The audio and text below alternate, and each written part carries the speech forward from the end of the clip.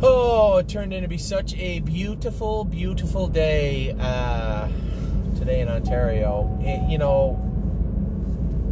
When we got to the barn, it was -1, and somehow it was foggy, just the most cold weather. Thankfully, we didn't start till 8:30. So the way we do it when we don't drone the days, two different ways we do it. First way is we continue to make sets just like we were droning, and we'll do that from time to time. But this Wednesday and this Saturday, we reverted back to the other way we do it, where we just let the barns have shorter sets by themselves. So because James's side and Mario's side are in the same barn, they'll co-mingle. Whereas barn 5, which is Danny, Will Train and Kevin and Harry all have a few horses. Danny's got 10 or 11. Now a couple were scratched today. One filly, of course, Darling Please, jumped on her foot. Had to have staples put in her foot. She'll heal. It's just meat. Not the end of the world.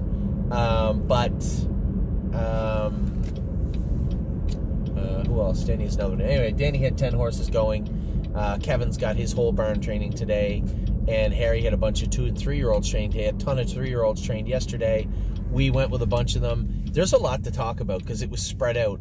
When we trained 100 horses last Saturday, I could tell you about all of them because we droned them all, or because I saw them all, or I could go back and look at the videos and then make comments. A couple of horses I didn't see train this week, but I did talk to every trainer. I didn't talk to Kevin about all of them. He said they all trained good. I didn't get into any detail with him.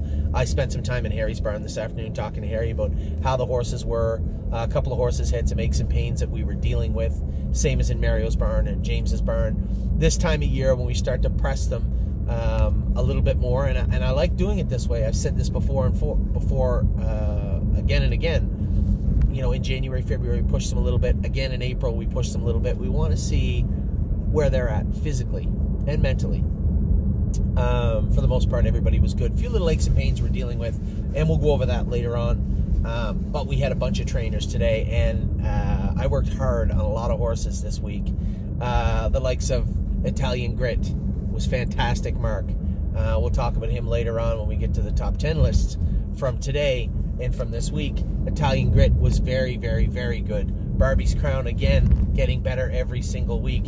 We know we trained her last week, and she trained really hard, probably a little too hard. So we backed her up. As I said, the next 4, 5, 6 training trips for Barbie's Crown are going to be around 35, and then we'll let her push forward again. She was very strong today, very good today. She trained with Walk on the Moon, just a 2-horse set.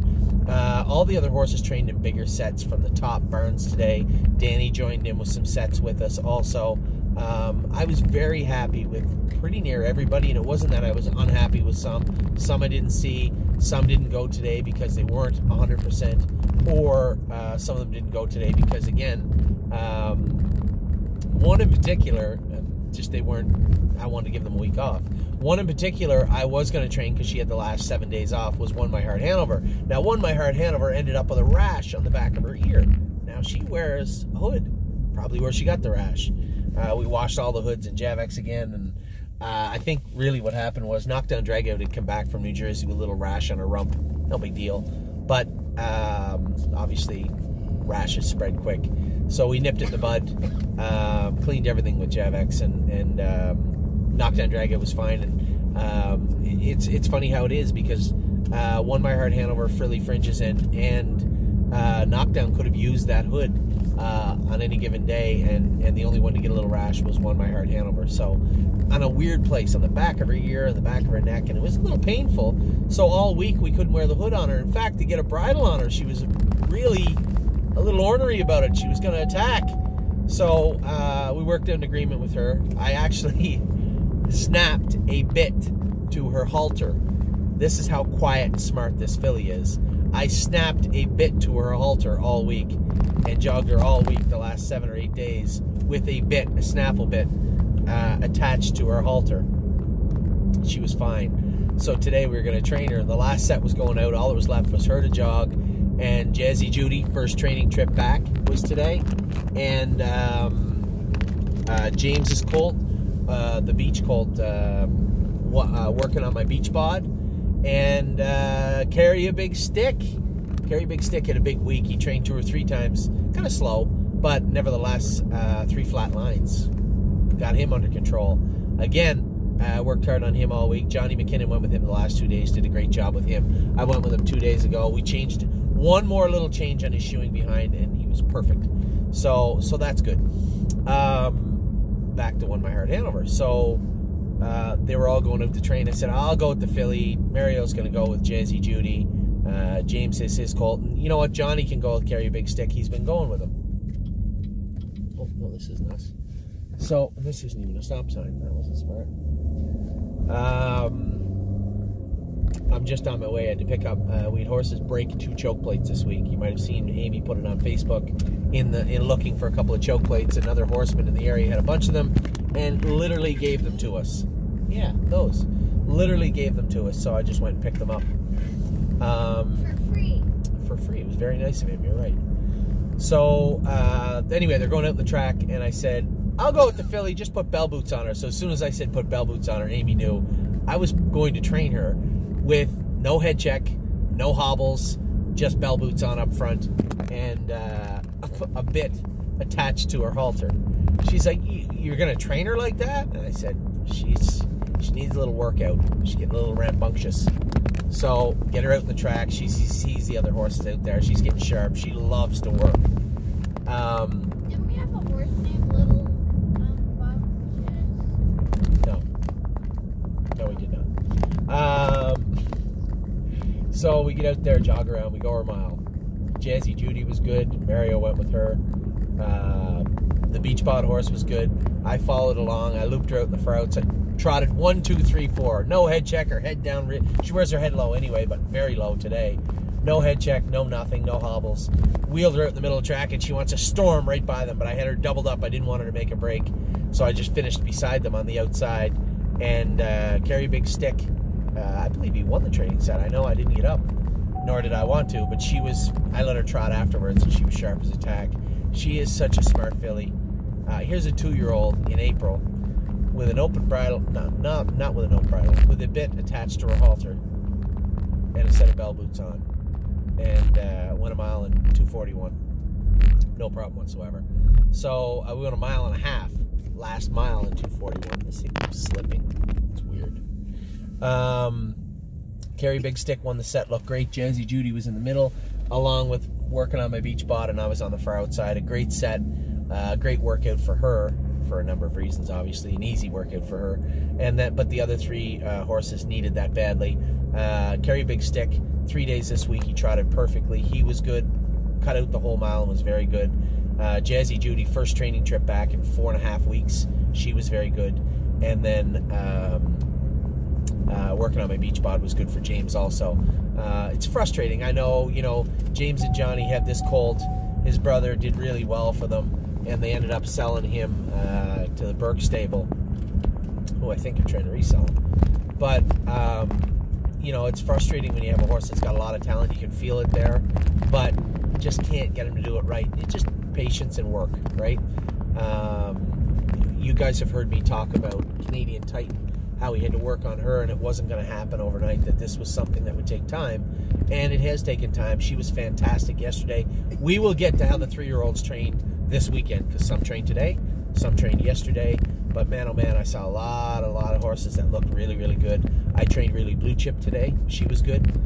Arctic Force trained today also. Knockdown Drago trained yesterday and was fantastic. We're going to get to both of those top 10 lists, but I'll talk about them all in the stables. What's that, honey? You mean Lightning Bolt?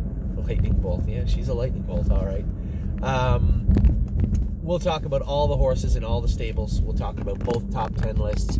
And as I said, I want to talk to you guys and, from the top, talk about the top trainers, talk about the day we had. These are the days, both the weather and the way the horses train, that just help me with my sanity. I'm an optimistic person, but, we're like everybody else, right? Right now, you, me, everyone, down and out. No industry to race in right now. Nowhere to race our horses. For you guys, you're trying desperately to pay your bills, and I can't thank you enough for the people that reached out and said they'd have trouble. There's nothing wrong with that. We all need help in this world. We have clients that were willing to help and are willing to help out if people are tight for their bills. I'm willing to help out if you guys are tight with your bills. But it's important that I know, right? I can't hope and pray that this money's coming if it simply isn't. There's nothing wrong with that. You know, we're lucky as a group. We're lucky that we have so many people that are willing to help each other in this group, and it's truly uplifting. It certainly makes my day, but it also allows us to exist in this space, right? You have a lot of owners in a lot of stables that have a really tough way right now. Imagine if you own 10 horses in one barn. It would be catastrophic. And this is why fractional ownership, especially the way we do it, is so important. So for those of you who sent your invoice money in, I can't thank you enough. I appreciate it. I understand, probably more than most people, how difficult times are right now and how tight money is for a number of our clients. The staking is done. We got it done. I guess the check is probably going to come out Monday or Tuesday, but it was tight, but we got it all in there. For those of you in the Hamiltonian Society, don't worry, you got your money coming. Also, what else were we going to talk about? Oh, hey, when are we going to get back racing? That'd be cool to talk about, wouldn't it? We will be back racing as soon as we can. We've heard from the President of the United States. We've heard from the Prime Minister of Canada. We've heard from the Premier of Ontario, many, many governors in the States. When are we getting back racing? Obviously, this is a world pandemic, so horse racing is not on the forefront of things to talk about just yet. It is for us, but maybe not for a governor, certainly not for a President of the United States or a Premier. Or a Prime Minister. So when will we get back? It looks like, as I predicted, and I hope I'm right, Ohio will be the first with Pennsylvania. Now, it's good. I watched the briefs, and I didn't watch any of the briefs till this week when they said at 6 o'clock they were going to talk about reopening the states and what it would look like. I thought it was very impressive how, one, they deferred the power to the governors, which they kind of have to do, and more importantly, the governors have the ability to defer to jurisdictions or counties in their state. So I don't know much about the landscape of Pennsylvania and Ohio. Obviously, Cleveland would be a concern. That's a pretty urban hub, I believe. So is Northfield allowed to open up? I can't answer that. I hope so. I know that Cleveland has a little bit of money there that they can start the race for, and I don't know if Scioto does. So for Ohio friends out there, nobody's been able to answer this. Can and will Scioto open up when it's allowed to? Or does it have to wait for the casino? It's a scary question on its own. New York, I think, is in a bad way. I think a lot of those racetracks, I don't know if they can open up before the casinos. Maybe Jeff Corral's tracks can. I really don't know. But Yonkers, geez, I don't know when you're going to see Yonkers. I don't know. Again, this is all speculation. I suspect Ohio will be Northfield, hopefully, and Scioto possibly, if they're allowed, if they can, if their casino company will. The Meadows in Pennsylvania, I think these tracks will open up first. For those of you in New Jersey, I really don't think the Meadowlands will be able to open up. Certainly not the 1st of May, maybe not the 15th. But I think as soon as we get a track up and going, the longest you'll see the rest of them wait, if they can, would be 2 weeks, right?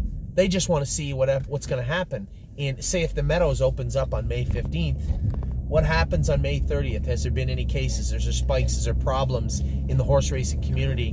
Is there problems with gatherings? Is there social distancing enough? Are there protocols strong enough? These are things that I can't answer, that really only time will answer. So we can only hope, Ollie, we can only hope to God that we got opened up and get a chance to prove that we can race with protocols. We can race because it's vitally important.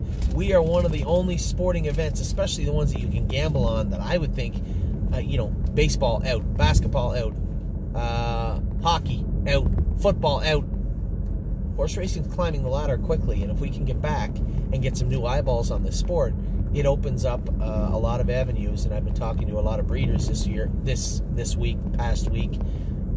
Take a look in the future and tell me how Harrisburg and Lexington looks with no vaccine, right? Hopefully with a cure, but no vaccine. How many people are going to load into a plane or a car, drive down to Lexington or Harrisburg, or fly into the airports, get out, get a hotel in a public space, and then go and congregate in those sales? Good luck. I think any breeder with any sort of foresight knows that unless something's done, there is going to be a problem, big problem this fall. So, me, trying to think ahead and being on the forefront as much as I can, for us, for me, for you. I've outlined what I think would be a great idea for the sales this fall. We've talked to some people about it, and we'll see how it goes. I think fractional ownership, partners, bringing new people in at smaller entry points is more important and pertinent now than it has ever been. You might have looked at ownership models as interesting and cool in the past, but they are really the only thing that is going to be able to save the revenue for the sales and the yearlings this year. And although it will be a buyer's market, it still needs to be a strong market for the breeders, or the very fabric of this industry begins to erode. So there's a lot to be done throughout the rest of the spring, summer, and fall. First things first, let's get back racing. Hopefully the protocols we put in place work well.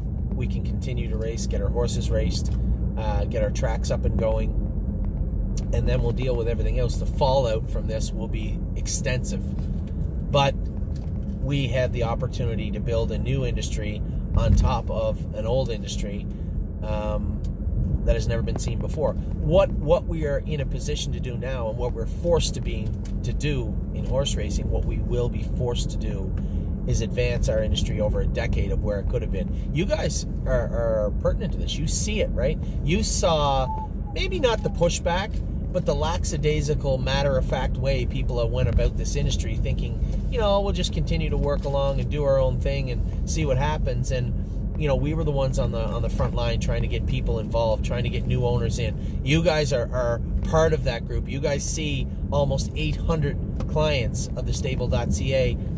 This is the future of the industry, and now the industry is going to be forced to come to the realization of that very quickly. The industry is going to be forced to understand that having a group of people huddled around a ring, raising their hands and bidding, is probably not going to work this year. So they're going to be forced to come up with technological ways around that. All this push and all this force is going to force our industry ahead a decade or more. So although this is a terrible, horrible thing, I suppose if you're forced to find a silver lining, it will be that the industry of horse racing will be forwardly placed in a way that not you, not I, or anybody else could have asked it, begged it, or forced it to do otherwise. I'd say at least a decade. So that's what I'm looking at, is what we have, the infrastructure the stable has, how we can bring that to the industry as we start to get back to the new normal, as they call it. I know Donald Trump said normal will be normal sometime, but it won't be for a long time, right? And we're not talking about getting back on a plane after 9/11. We're talking about being terrified to shake somebody's hands until there's a workable, usable, and mastered vaccine. That's if the virus doesn't mutate. Anyway, I don't want to get into all that. That's way above my pay grade. What we're talking about today is how our horses are doing. The uplifting way in which our horses have been training is keeping me optimistic and hopefully feeding you with optimism. The weather today, it's been bad all week, but it was cold to start today, but turned out to be a beautiful day. I can't wait to get to the summer.